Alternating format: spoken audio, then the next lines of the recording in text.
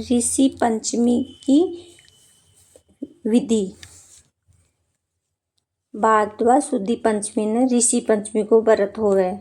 इस दिन सवेरे गंगा जी की माटी में गोबर, तुलसी के गाज की माटी, पीपल की गाज की माटी, गोपीचंद, तिल, आंवला, गंगा जल, गेहूं, गौमूत्र मिलाकर 108 बार हाथ धोए, 108 ऊंगा की दातन करे, 108 कुल्ला करे, 108 पत्ता ऊंगा का सिर पर रखकर 108 दफा गड्डी डालकर नहावे।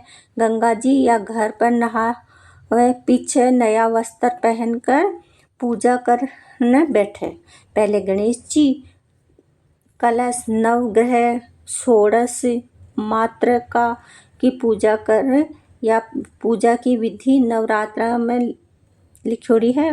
इसके बाद सप्तऋषि और अनुरुति की पूजा करें। एक पाटा पर ऊना और कुश मिलाकर 7 ऋषि और अनुरुति बनाकर रखें। ऊना की जल पंचामृत जल से पंचामृत से मूली, रोली, चंदन, चावल, फूल, प्रसाद, फल, पान, सुपारी, लौंग, इलायची से पूजा करें, दक्षिणा चढ़ावे। पीछे कथा सुनकर आरती करे। 4 केला, घी, चीनी, रुपया और बागा गाड़ कर ब्राह्मण ने देवे। ब्यावना काट कर ब्राह्मण ने देवे। एक समय खावे। अनाज, नमक, चीनी, दूध, दही, हल से जोतोड़ी चीज को नहीं खावे। खाली फल और मेवा खावे। इसके बाद में कथा। ऋषि पंचमी की कहानी। ऋषि पंचमी की कहानी। एक साहूकार था, जी का 7 बहुआं थी। ससुर बोला कि बहू तू रसोई बना दे तो मैं ऋषियों ने नोत आऊं, तो बड़ी बहू ने मना कर दियो। ऐसे ही 6 बहुआं ने भी मना कर दियो। छोटी बहू के पास गया तो उससे ने हाँ कर ली। ससुर जी तो नोतने गए, पीछे से वो अलग होकर बैठ गई। ससुर जी आए तो वो बोले मैं रोटी नहीं बनाऊंगी। तो ससुर जी बोले कि मैं ऋषियों के पास जाकर आता हूँ।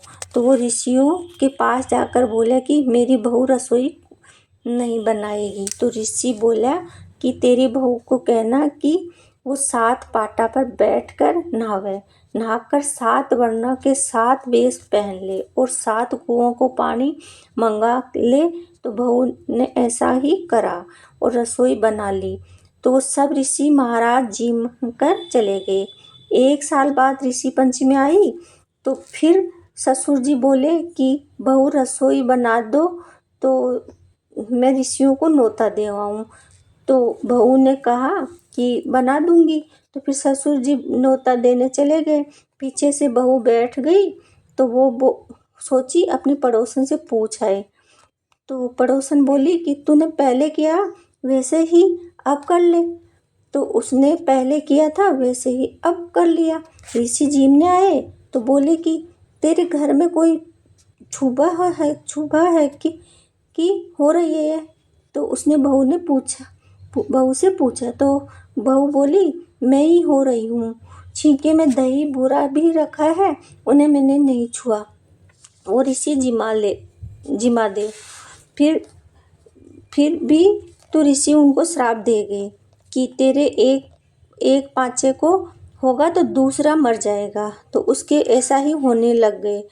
तो जेठानी बोली कि इसको तो छोड़ दो। तो देवर को बोली कि इसको जंगल में छोड़ आओ। तो वह बोला कि चल तुझे तेरे पैर छोड़ आऊं। तो वह उसके साथ चली गई। जाते जाते एक जंगल में गए तो वहाँ बोली कि मुझे नींद आ रही है। तो वह बोला कि तू सो जा। वो बोली कि मैं सो जाऊंगी जब आपके गोडा का सिराना लगाओगे। तो उसने लगा दिया तो उसको नींद आ गई। तो वो उसको छोड़कर आ गया। तो वह उठी तो देखा कि मुझे छोड़ के चले गए। इतने में एक गाय आई तो तो उसकी पूंछ पकड़कर चली गई। वो गाय ऋषि महाराज की थी। वो बोली ही बाबा जी सतनाम। तो बाबा जी बोले सतराम। 12 बरस में कलेवा आयो वो मुझे मैं तुझे खा जाता। तो बेटी बोली अब खा जाओ, अब तो तू धर्म की बेटी और मैं तेरा बाबा जी हूँ। तू मेरी कुटिया में रहो, तुम्हारी सेवा करेंगे। दूसरे ऋषि पंचमी आई। ऋषि बोले कि तू आज मोम की मक्खी बनकर शिला के नीचे ढक जा। समुद्र के तीर पर वहाँ लक्ष्वेश्वर नहाने आएंगे तो उनका मेल धुल जाएगा और तेरे पाप धुल जाएगा। वो शिला के नीचे जाकर चेट गई, अपने बच्चे को भी साथ ले गई। उधर बाबा जी ने सोचा बाई जी के बच्चे को तो जानवर खा गए, तो उन्होंने तो 2 कंकर का बच्चा बनाकर बिठा दिया। ऋषि नहाने लगे तो उनका मेल नहीं उतरा, तो उन्होंने शिला उठाकर देखी। आए पापणी, तू यहाँ भी आ गई?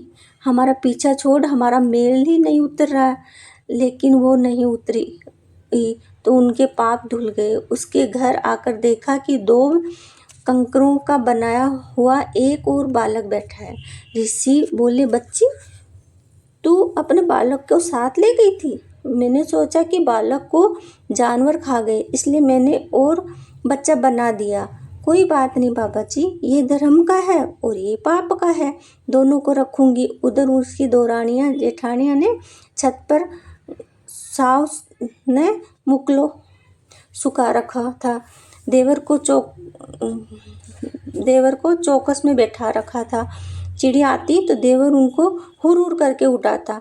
वे चिड़िया बोली, हुर हुर क्या करता है? हमारी आवल दी बाई को तो देख ही नहीं सको।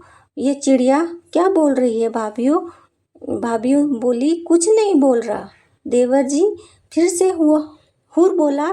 फिर चिड़िया ने वही बात बोली। फिर वो समझ गया कि ये मेरी पत्नी के लिए बोल रही है। वो उसको लेने चला गया। वही गाय उसे मिली। उसकी पूंछ पकड़कर वो भी वैसे ही ऋषि की कुटिया में पहुंच गया। बाबा जी गद्दी में तागा डाल रहे थे तो वो उनके जुआ निकाल रही थी। उसके गरम गरम आंसू गिरे पड़े। बाबा जी बोले, ये क्या हुआ? बाबा जी, पापी हत्यारा लेने आया है। बेटी जी, इसके साथ तो जाना ही पड़ेगा। अपराधी को क्षमा करते हैं, रुसे हुए को मनाते हैं। इसके साथ तो जाओ। बाबा जी, देवलोक हो जाओगे तो हमें कैसे पता चलेगा? बेटी, एक दूध की दमनी और एक दही की जामनी ले जा। फूल की छड़ी ले जा। दूध फट जाएगा, दही मिचल जाएगा और कली मुरझा जाए तो समझ जाना कि बाबा जी देवलोक हो गए। थोड़ी दूर गए, दूध फट गया, दही मिचल गया और फूल मुरझा गए। बेटी बोली, मेरे बाबा देवलोक हो गए। गाड़ी पीछे मोड़कर ले गई। बाबा जी बोले, बेटी लोभ मत करो। बाबा जी, आपने कही थी कि बेटी मैं तो तेरा सत देख रहा था। तो वो घर आई तो और जिठानियाँ बोली कि एक ले गई थी, 2 ले आई। वो रक्च घोल के छांटा दे दिया, उसकी नाट टूट गई। वो बोली, ये क्या कर रही हो पापनी? तुमने कही थी कि पाप का है। जो धर्म का बेटा था उसके लाल चंदन का छांटा देकर जिंदा कर लिया। हे ऋषि भगवान, उसकी पार लगाई, वैसे सब की लगाना। कहानी कहता न, सुनता न, हुंकारो बढ़ता न, हमारा सारा परिवार ने। जय हो। हे ऋषि पंचमी की कहानी।